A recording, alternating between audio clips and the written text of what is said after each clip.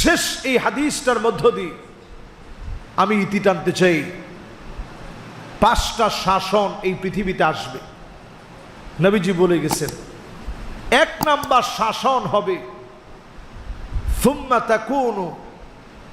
সুম্মা তাকুনু নাবুওয়া ফীকুম মা শা আল্লাহ আন তাকুন। এই জমিনের বুকে নবুয়তের শাসন আসবে, বলেন আল্লাহু আকবার।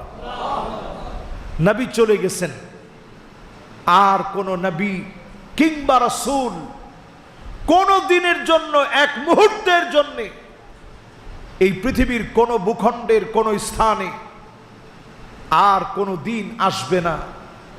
শেষ নবী, উম্মতের কান্ডারি নবী, যে নবীর পিঠের মধ্যে খাতমে নবুয়তের সিলমোহর ছিল, কাযিররিল হাজালা, কবুতরের ডিমের মতো একটা মোহর মারা ছিল, সেই নবী আমার শেষ নবী এই পৃথিবীতে আসছেন।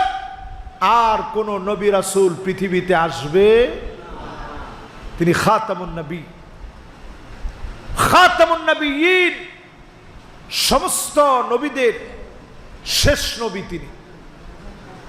তাহলে এই শাসন শেষ। আল্লাহর হাবিব তারপরে বললেন, সুম্মা তাকুনু খিলাফাতান আলা মিনহাজিন নবুওয়া, খিলাফত প্রতিষ্ঠা হবে, খুলাফায়ে রাশিদিনরা শাসন করবে।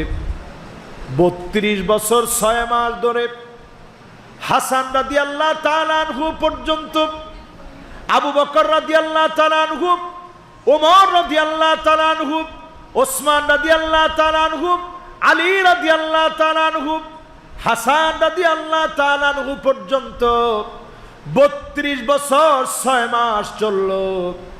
1 টাকার দুর্নীতি কেউ প্রমাণ করতে পারে নাই। যিনি এই সময়টাকে স্মরণীয় বানায় দিলেন তিনি কে? এই শাসন শেষ।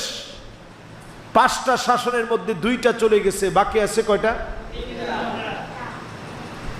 3 নাম্বার শাসন, সুম্মা তাকুনু মুলুকান আবদান, রাজতন্ত্র আসবে এই পৃথিবীতে। রাজতন্ত্র আসছে, এটা তো আজকের না, বহু আগ থেকে, আজও চলতেছে। তবে খুব বেশি দেশে নাই, অল্প কয়েকটা দেশে এখন আছে। কারণ রাজতন্ত্রের পরের ধাপ রাজতন্ত্রওয়ালারা চালু করে ফেলছে।